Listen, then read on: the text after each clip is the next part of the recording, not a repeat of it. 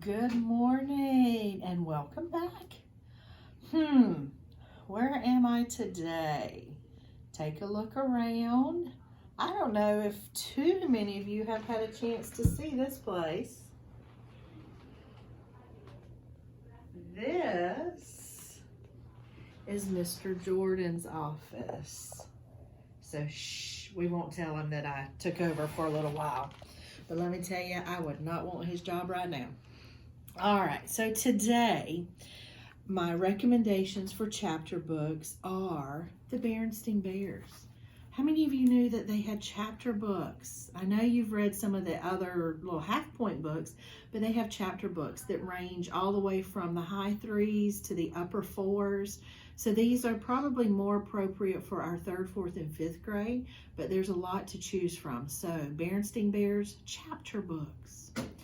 All right, the book I'm going to read you today, oh my gosh, he cracks me up. So I'm going to do my best to get through this Skippyjon Jones class action without laughing too much, okay? Now this is a 4.0. The quiz number is 145211. Skippyjon Jones was just dying to go to school. And nobody, not even his mama, was going to stop him. But she did, by the scruff of his neck. "School is for the dogs," stated Mama Junebug Jones emphatically. "They're unruly and drooly," she added dramatically. "Just listen to that barking. Those hounds sound ferocious. Plus, a bus full of dog breath would smell so atrocious. Good golly, Pop Lolly is such a no-brainer. If there is a good dog, it's because of its trainer." His mama gently nudged her nugget into his room. Then she added, "You're Skippyjon Jones, a smart Siamese cat. Take a look in the mirror if you don't believe that." "He looks in the mirror every day," said his sisters, Jezebel, Jillyboo, and Jujubee, "but all he sees are chihuahuas." "Arf, arf," barked Jujubee. After his family left him to think, the Chihuahua did exactly what his mama suggested, but not before he bounced around his room with some books. "Oh, I'm Skippyjon Jones, and I don't get the fuss. It's not like a pigeon is driving the bus." Then he climbed up his sister's kitty condo ladder for a peekaboo in the mirror.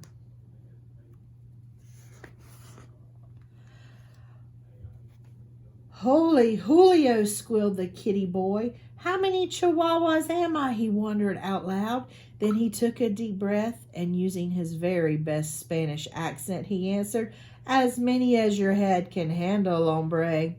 And quicker than you can say the cat in the hat never did that, the kitty boy tossed his mask and his cape and bright yellow banana into his mochila. Then, as he buttoned up his red plaid shirt, he began to sing in a muy soft voice. "Oh, my name is Scapito Fresquito, and I'm off to the school for perritos, 'cause I've got a good hunch that I'm going to have lunch with a grande old bunch of puchitos." So now Skippyjon Jones is pretending he is a Chihuahua and not a Siamese cat. Just across the hall, Mama Junebug Jones and the girls were doing a little homework of their own. "Listen here, messy missies," said Mama. "How are you supposed to clean your kitty condo without your ladder?" "Skippyjon has it," said the sisters. "What for?" asked Mama. "So he can see the Chihuahua in the mirror." The Chihuahua, however, was already in his closet, boarding a bus for school. So Skippyjon Jones's imagination is coming out. But the kitty boy wasn't the only Chihuahua on board. His old amigos Los Chimichangos were going to school too. "Thank dog you made it, dude," exclaimed Don Diego, the biggest of the small ones. "Si, Scapito," panted Paquito Tito, the smallest of the small ones. "We need your help con el bolito." "Without a doubt, Ito," declared El Scapito. "But why do you need my help with the bully?" "Because he is a perro mezquino," declared Don Diego, "who barinas around the escuela in a tazalita."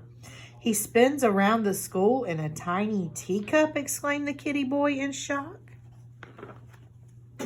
See, dude, added Don Diego. He growls and howls and wears a suerte de lana también. Not the wool sweater, said Skippyjo. Uh-huh, agreed Paquito Tito, trembling. He is a woolly bully. There wasn't a dog worth his biscuits who didn't fear the woolly bully, so it wasn't a surprise when a potent puff of panic poofed out the gatito's tail. And all that puffiness inspired the puchitos to sing, "Oh, Puffy, Puffu, Puffito, we know you can do it, Skippyjo. Let's unravel his sweater and knit something better. We'll show that old woolly bolito." But there was no turning back now. The doggies had arrived at school. A moment later, the principal, a poodle with very high standards, appeared with a bucket of balls and a whistle. First she blew, and then she threw. "Go fetched," barked Mrs. Begalot. But then every dog, big and small, chased a ball down the hall and into their classrooms, except for Skippyjo. He got carried along by the river of rovers and landed in art class, where he drew his best ever double doggy doodle. "I've never seen a pup do that before," said Miss Houndler, the art teacher. Then he trotted over to the music room and bayed like a beagle for the canine chorus. "Bow wow!" whooped Mrs. Muzzletuff. "What a pair of ears!" After music came math, where Skippy stunned Mrs. McDruller with his counting skills. 2, 3, 5, 7, 11. After music came math, where Skippy stunned Mrs. McDruller with his counting skills. 2, 3, 5, 7, 11. At the bell, the amigos followed their noses into the library. Not even a bowl full of frijoles smelled as delicious as the scent of books waiting to be read. "I lick libros," declared El Skipito Fresquito, the great reader Ito. "I like books too," whispered Leonora Lapsitter, the librarian, from behind the bookcase. The kitty boy was the last to leave the library, so he had to race right over to French class with Monsieur Fusé. "Can you say cheese?" asked the teacher. "Oi, oi," said the poodles. "Fromage." "Si, si," said Skippyjo. "Queso." "Queso sabesa," shouted the chimichangos from the rear of the room. "I'm not a cheesehead, chimichangos," chuckled the gatito. "I'm a chihuahua." The poodles were tickled pink to have Los Puchitos in class with them, and Los Puchitos wanted to share what they had learned with their amigo. "Zozi Pupizang, come si, come sa, come sito. We have something to tell you, Skippyjo. When the poodles say oi, they really mean si, so don't look for a red hydrant, Ito." After French, Los Puchachos took a pass on obedience class, deciding instead to nap inside the warm case with the golden trofeos. "I'm not good at following rules," confessed the kitty boy. "What dog is, dude?" quipped Don Diego. But just then the gatito heard a gut-gurgling growl that shook the entire escuela, perhaps the whole planeta. "Holy heartburn," hollered Skippyjo. "Was that my tummy?" "No, that is the bellow of the woolly bolito," said Paquito Tito with a shiverito. The gruesome grumbling grew louder, and along with it came the rattle and plink of the terrible tazalita. It was spinning wildly right under his nose, circling like a polka-dotted shark. "Andale," declared Don Diego. "Get out your duds, dude." But Skippyjo was too frozen with fear to unpack his mochila, so his amigos did it for him, helping to change their chico into El Skippito Fresquito, complete with mask, cape, and banana. "Why the platano, dude?" asked Pintolito. "It's my snack Ito," replied the gatito. "Will you share it with me and Tito?" "Yes, indeed-o," agreed Skippyjo. Then woof chucka-lucka-lucka, woof chucka-lucka-lucka. Every doggy leaped out of the case and latched onto the turbocharged Tassa. This caused the cup to spin wildly out of control, some of the chicos just hanging on by a tail. Estoy malriedo, cried Skippyjon. You are not dizzy, dude. You're green, yipped the doggies.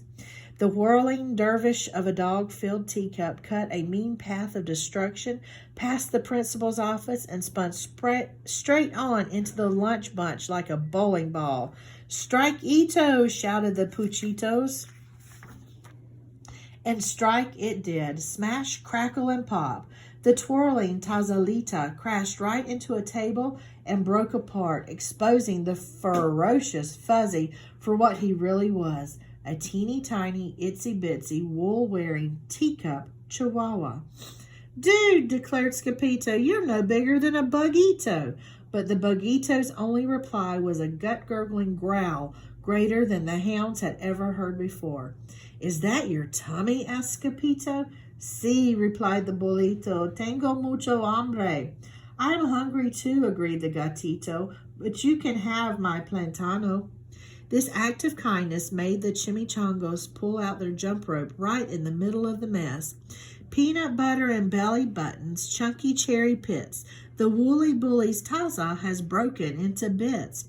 Wiggle, waggle, jelly on the toast. He's not a woolly bully. He's just hungrier than most.